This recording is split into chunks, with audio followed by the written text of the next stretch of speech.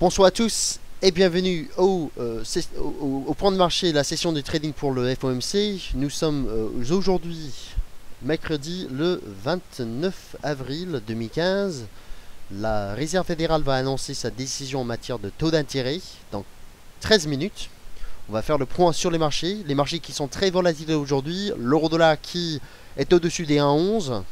Le CAC 40 qui a décroché cet après-midi. L'once d'or qui ne bouge pas pour l'instant, mais qui pourrait peut-être être volatile ce soir avec l'annonce de la Fed. On va peut-être avoir un breakout de l'once d'or, on va suivre cela. L'Urusienne qui est peut-être même en train de donner un signal baissier en cours, à suivre pour ce soir, à confirmer d'ailleurs. On va faire donc le point sur tous les marchés avec la Fed, mais je pense qu'en fait on a déjà pas mal de signaux techniques données, notamment sur le dollar US, une tendance déjà choisie, et ça va être difficile de remettre en question la dynamique que nous observons sur les marchés depuis 8 heures déjà. Avertissement sur les risques liés au trading. Avant de regarder les marchés ensemble, on va étudier des stratégies de trading ce soir avec le FOMC, voir si nous avons des stratégies possibles pour ce soir. Sachez que durant cette émission, toute opinion, information de marché, notes de recherche, analyse, prix et autres notifications ont pour seul et unique but de commenter l'évolution des marchés et ne constituent en aucun cas des conseils d'investissement. Donc soyez conscients des risques sur les marchés financiers. Je vous invite, si vous avez des positions ouvertes sur les marchés, à penser à justement alléger ces positions avant la Fed. Je ne sais pas si on peut s'attendre à une forte volatilité avec le FOMC ce soir, mais déjà c'est quelque chose qu'on fait habituellement avant des annonces majeures sur le marché. Je vois beaucoup de gens sur le chat ce soir, c'est très bien, je vous salue tous, je ne vais pas revenir sur tout le monde, mais je vois beaucoup de gens en forme, j'espère, pour cette émission, cette session de trading en live pour le FOMC. Sur dailyfix.fr, nous avons l'habitude de faire des sessions de trading en live pour des annonces très importantes, notamment pour le FOMC et la Banque Centrale Européenne.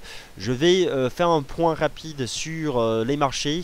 Donc, le point technique et fondamental. L'euro-dollar qui casse une résistance. Cassure doit être confirmée, mais je pense qu'on a le momentum nécessaire pour une cassure des 1,11 aujourd'hui. De toute façon, la vraie résistance est 1,1050. Au-dessus des 1,1120 désormais, si l'on confirme cette cassure ce soir, je vise à la hausse les 1,15 pour les séances qui viennent, puisque l'euro-dollar donne des signaux techniques depuis maintenant une semaine, on va dire.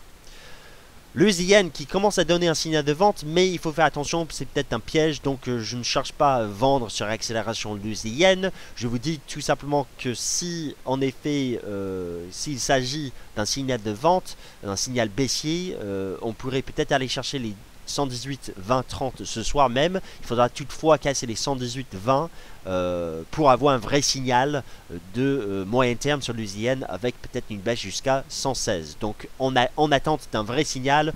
D'ailleurs, ce ne sera pas à vendre ce soir. Pourquoi? C'est parce que la Banque du Japon va annoncer sa décision en matière de taux d'intérêt demain matin.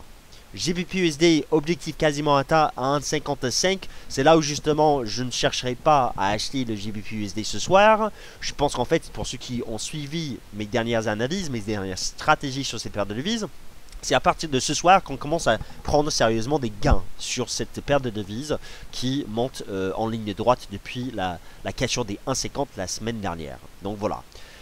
Pour l'AED/USD, nous avons une cassure en cours, mais qui doit être confirmée des 0,80 50, on va dire. Bon, la résistance, on va dire 30, 50. Si l'on casse cette résistance, on devrait peut-être avoir un pullback demain et peut-être une poursuite en direction des 82. Je vois la prochaine résistance vers les 82,60.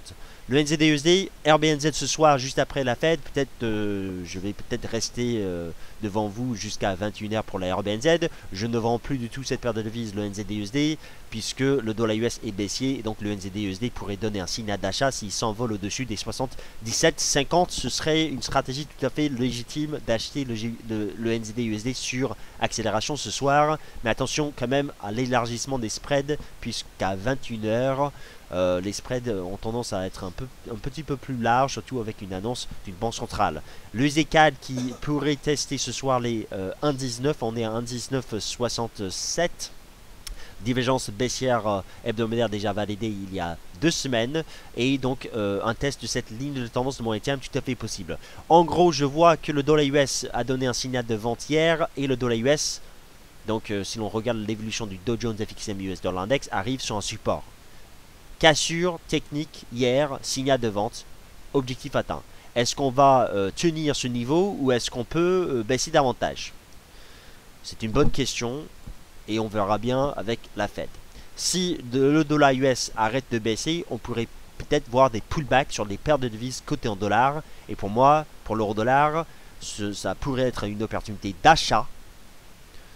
Mais j'aimerais bien confirmer justement les cassures des 1,11 ce soir en cours de clôture journalier.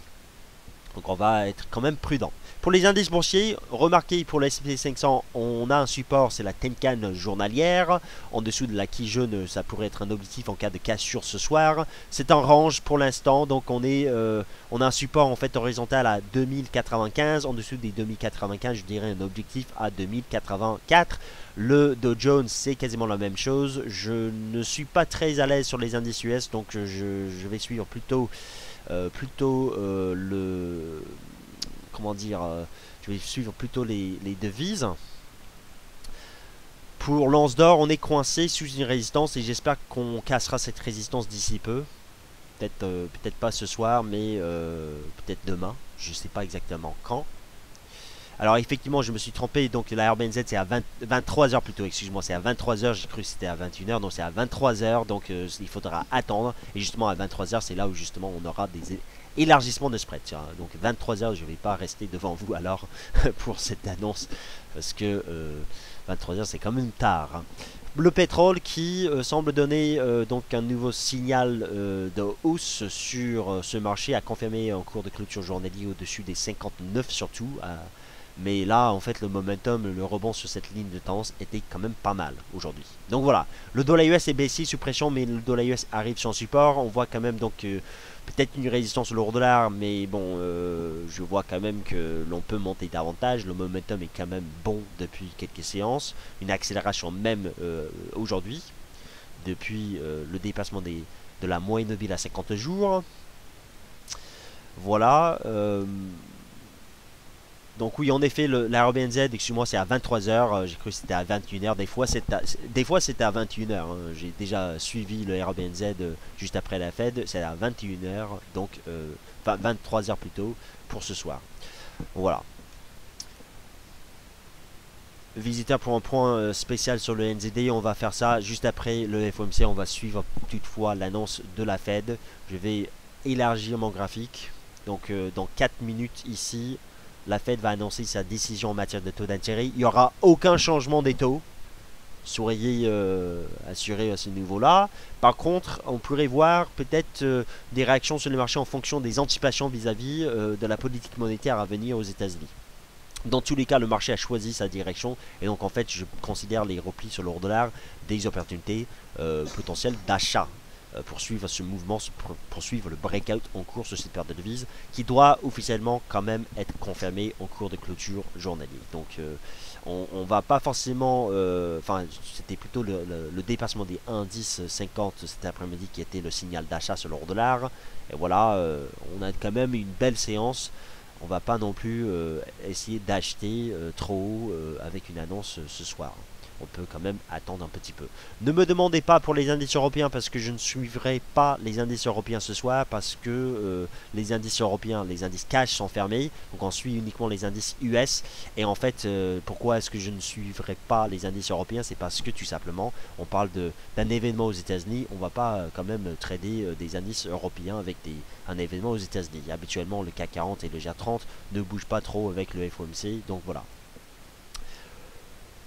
Le RSI sur l'euro-dollar, en fait, on a tradé dans la zone de surachat, donc j'espère qu'on pourrait avoir peut-être un repli. Le niveau à surveiller, c'est 1,11, 1,11,10, voilà. Est-ce qu'il y a une divergence sur l'euro-yen en daily? Oui, une divergence haussière, d'où la cassure de la résistance aujourd'hui. Donc l'annonce sera dans quelques minutes. Je vais effacer Ishimoku sur ce graphique ici. Voilà, comme ça on peut le lire clairement. Donc ça c'est le calendrier économique. C'est le calendrier de Forex Factory que j'ai affiché sur mon graphique. Vous pouvez télécharger justement une application gratuite pour avoir le calendrier de Forex Factory ici. Et ça se met à jour tout seul. Je vais vous envoyer le lien pour télécharger cette application via notre chat à droite sur notre page. C'est sur le forum. Donc voilà. Dollar US donc sur résistance, sur support plutôt, excuse-moi.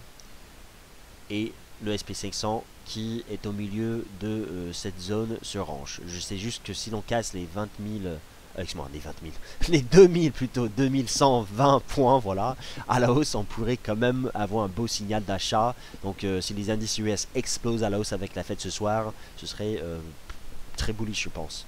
Pourquoi est-ce que les indices peuvent monter? C'est parce que je pense personnellement que la Fed va éventuellement prolonger sa politique à taux zéro, peut-être jusqu'en 2016. Le PIB US qui est sorti très très bas cet après-midi, 0,2% seulement au premier trimestre. C'est quasiment une croissance nulle. On aura une meilleure croissance en zone euro donc pour le premier trimestre qu'aux États-Unis. Et donc le dollar US est en train de baisser aujourd'hui et donner un signal de vente contre l'euro. Visiteur qui me dit l'euro-dollar n'apparaît pas sur ma plateforme TS2, bah, je sais pas pourquoi, normalement l'euro-dollar est là, c'est l'actif le plus traité chez FXN, donc vous avez sûrement l'euro-dollar sur votre plateforme.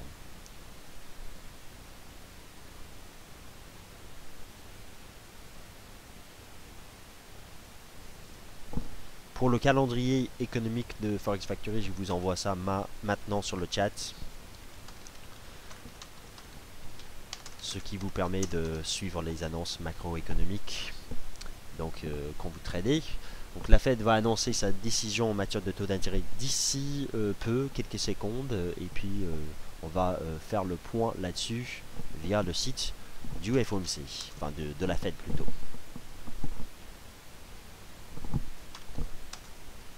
Il n'y aura aucun changement bien entendu, donc on va voir si on peut quand même interpréter fondamentalement l'annonce.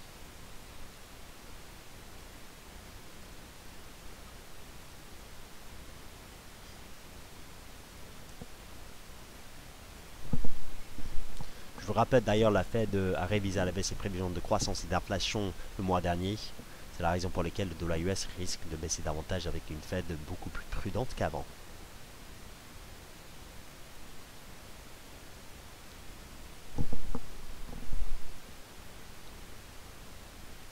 Donc on attend l'annonce. L'euro-dollar qui commence. Donc voilà, taux inchangé, je vois, taux inchangé, le FOMC, l'euro-dollar qui baisse un petit peu.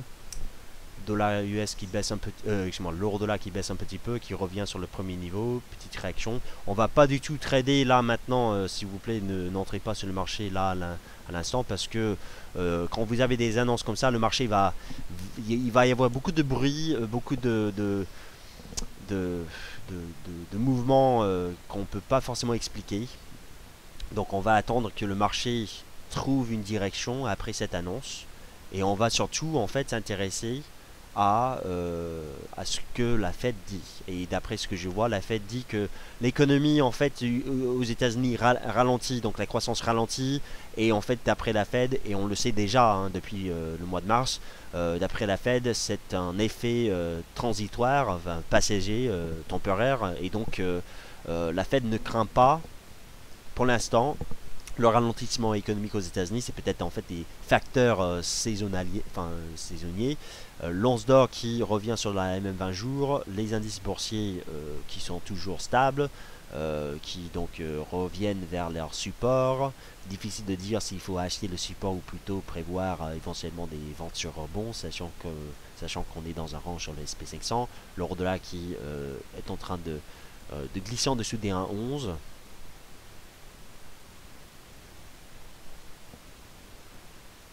Donc on me dit que le bruit est impressionnant. Oui, le bruit est impressionnant. Donc le yen qui revient dans le vert, qui ne donne aucun signal. Le GBP/USD qui donc retrace. Et on voit que le dollar US, donc quand on revient sur le Dow Jones FXM US Dollar Index, il remonte.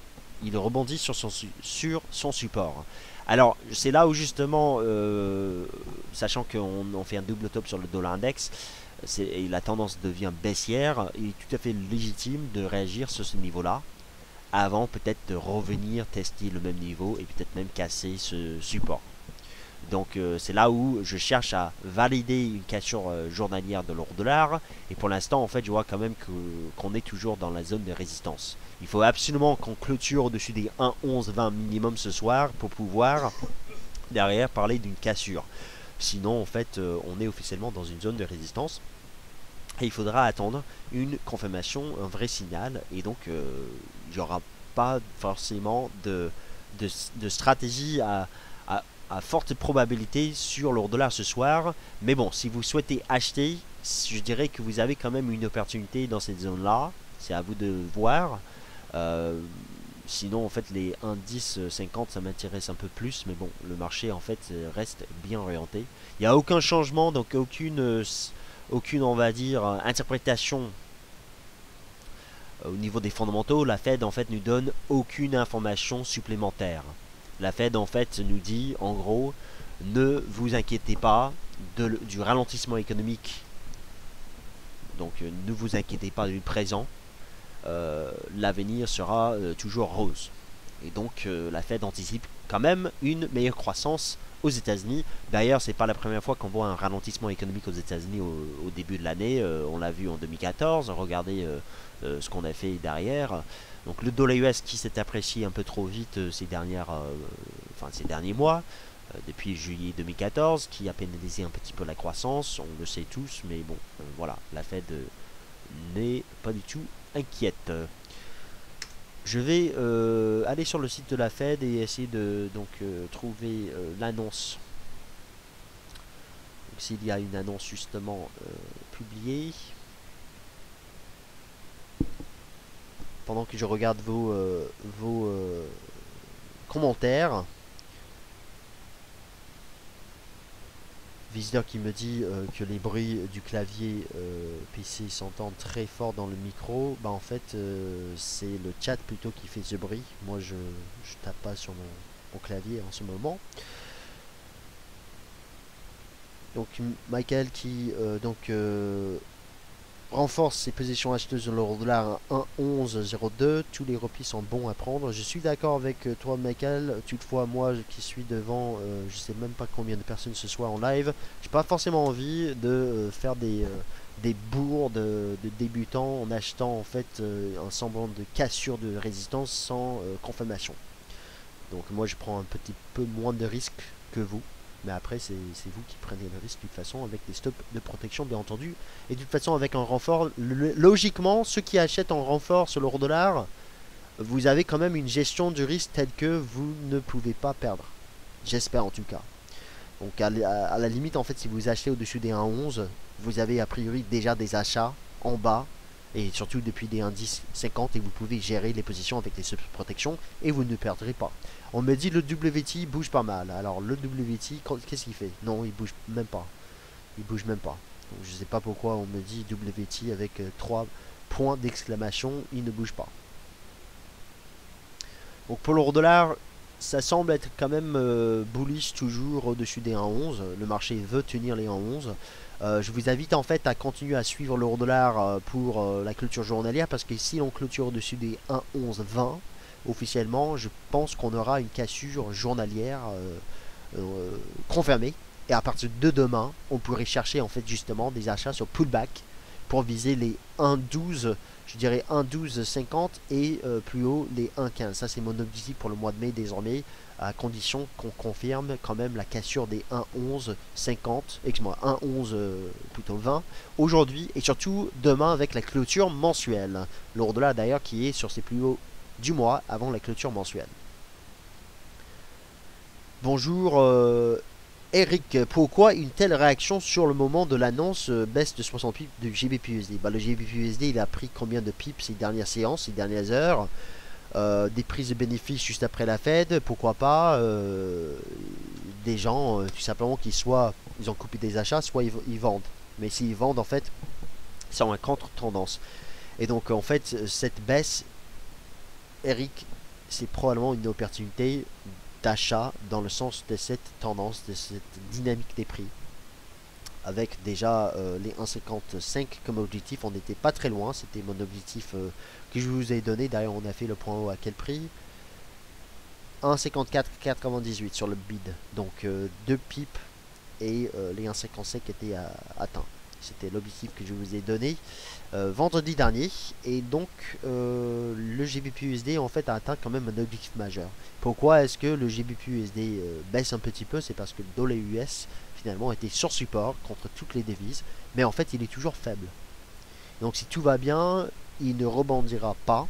Et s'il rebondit, il faudra voir si ce rebond est faible. Et s'il est faible, ce sera des opportunités d'achat sur les pertes de devises côté en dollars. Qu'en est-il de l'AUD/USD? Toujours sur résistance. Donc j'aime pas l'idée de... J'ai pas forcément envie de vous dire, voilà, ce soir on continue à vendre le dollar US, puisque je vois une résistance sur l'AUD/USD. Toutefois, je pense qu'on ne baissera pas, on va pas partir à la baisse sur le moyen terme. On va peut-être consolider un petit peu avant la clôture mensuelle.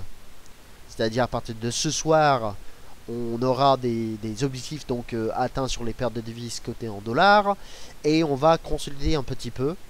Et donc en fait cette consolidation, donc c'est pas une correction, je dis consolidation, pourrait vous permettre de vous placer dans cette dynamique des prix. Sur l'AUD/USD par exemple, vous avez en support désormais, donc c'était le plus bas de la séance, à donc 79,75. Vous avez un support, vous avez de toute façon un niveau cassé hier même. Vous avez en fait des objectifs atteints. Et donc c'est là où j'ai pas forcément envie de trader ce soir finalement, parce que j'aimerais bien voir comment clôture les marchés. J'ai pas une certitude sur l'euro dollar, sachant qu'on sur mon graphique journalier on est plutôt sur résistance. Toutefois, il est hors de question pour moi en tout cas de vendre l'euro dollar, ou de vendre le GBP-USD, ou de vendre l'AUD/USD. Je vois quand même qu'on a des résistances. Vous pourrez peut-être tenter des ventes sur ces paires de devises. Moi, je le fais pas, parce qu'en fait, on voit que la majorité des traders particuliers sont à la vente sur ces paires de devises. J'ai pas envie d'être, malheureusement, pour le dire, j'ai pas envie d'être placé avec les traders particuliers.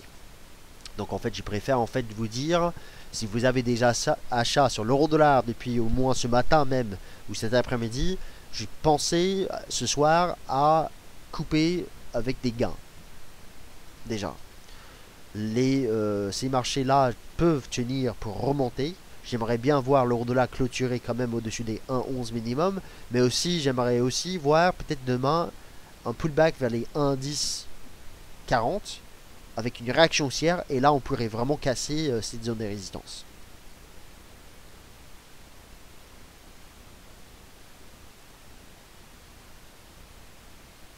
Donc pour les paires de devises cotées en dollars, on va attendre un petit peu, puisque les stratégies d'achat sur ces paires de devises, c'était surtout hier et cet après-midi, et maintenant c'est trop tard. Et il faudra attendre un petit peu, voir comment le dollar US réagit demain. Pour ceux qui s'intéressent à l'or, tant qu'il est au-dessus des 1200, il peut remonter vers cette résistance.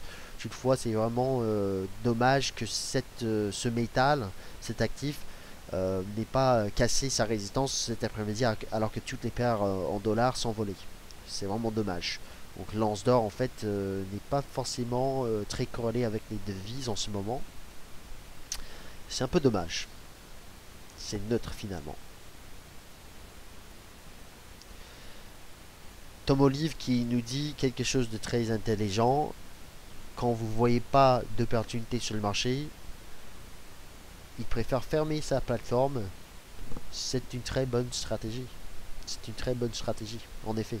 Moi, j'ai pas envie d'acheter le dollar US, alors que je vois quand même du potentiel à la hausse sur l'euro dollar.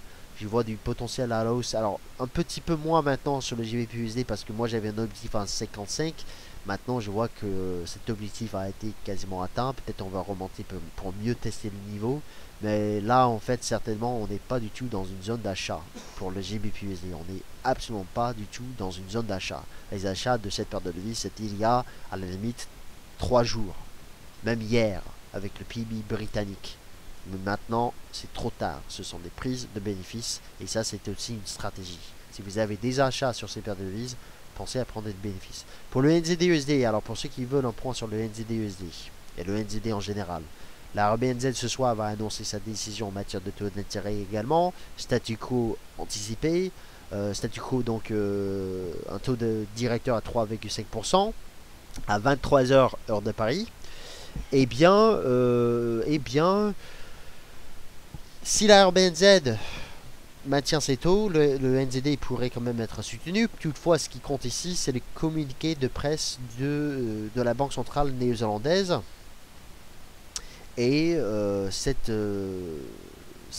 annonce pourrait faire baisser le NZD parce que la semaine dernière, le gouverneur adjoint de cette banque centrale a évoqué une baisse des taux si l'inflation ralentit davantage et si la demande domestique, c'est-à-dire la demande en Nouvelle-Zélande, baisse. Le NZD-USD teste une résistance clé. Toutefois, avec un dollar US baissier, je ne suis pas sûr et certain des perspectives de baisse. Mais si vous voyez le NZD suppression avec un dollar index sur support, le NZD-USD peut quand même baisser à nouveau sous les 77,30. Donc voilà pour le NZD-USD. Je pense qu'il est beaucoup plus intéressant maintenant plutôt d'acheter sur cassure de cette résistance.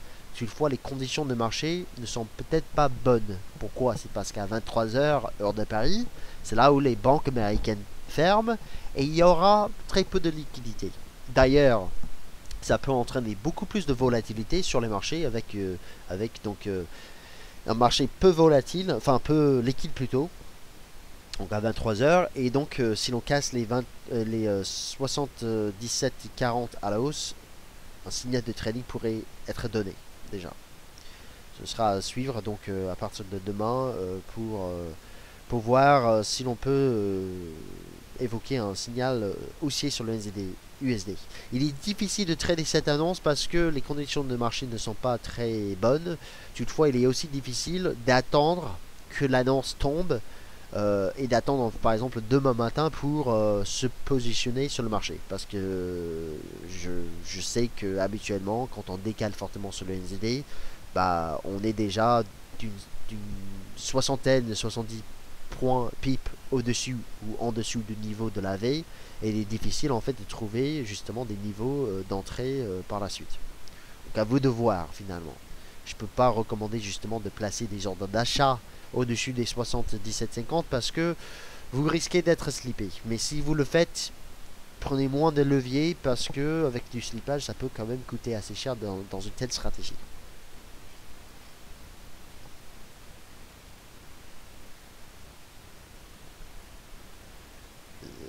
Visiteur qui nous dit euro-dollar retour à la case départ Monopoly. Oui, un petit peu. Et en effet, l'euro-dollar, c'est...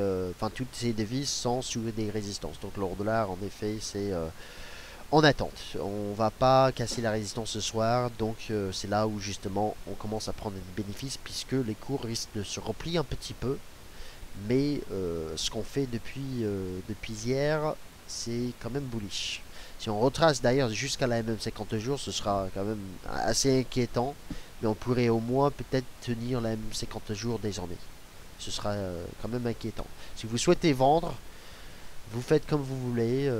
La résistance est là. Donc on n'arrive pas pour l'instant à casser la résistance. Néanmoins, je préfère attendre la clôture journalière. Et donc 23h ce soir.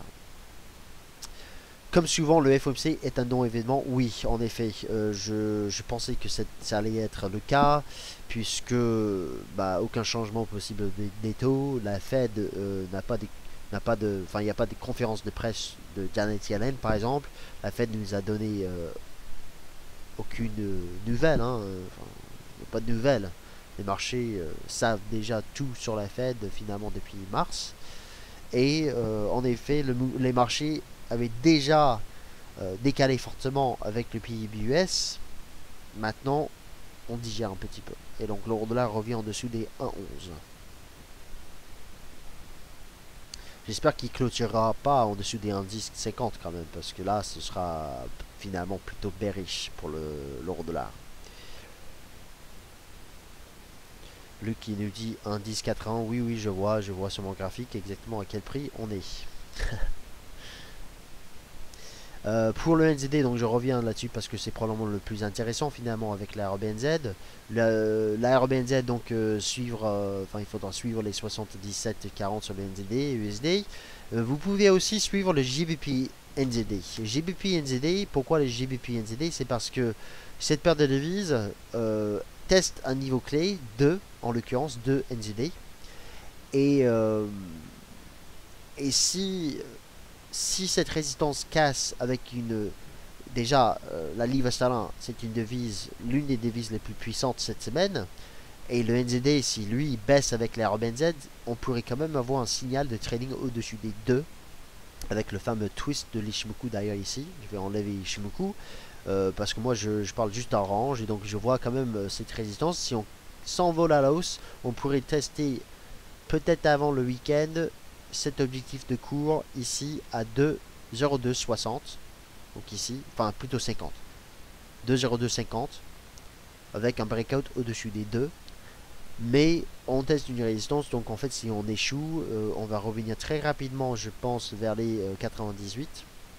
Et puis il y aura un risque cette fois-ci de casser les 98 à la baisse. Et à ce moment-là, ça va devenir moins bullish qu'avant, certainement. Donc pour le GBP NZD, c'est là où justement je préfère vendre le NZD. Si vous vendez le NZD, c'est peut-être mieux de le faire via un achat du GBP NZD. Parce que le dollar US qui est baissier, mais qui touche un support tout de même, je préfère en fait plutôt coupler cette vente du NZD avec une devise qui est beaucoup plus puissante cette semaine, c'est la livre sterling.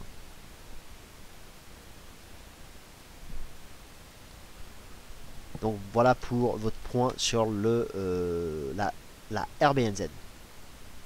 Bon voilà, en fait c'est du statu quo on va dire, et les marchés finalement montrent plutôt cela. Le yen qui tient ce support ici, qui est donc sous pression tout de même sous la Tenkan journalière, mais bon on a quand même un support ici.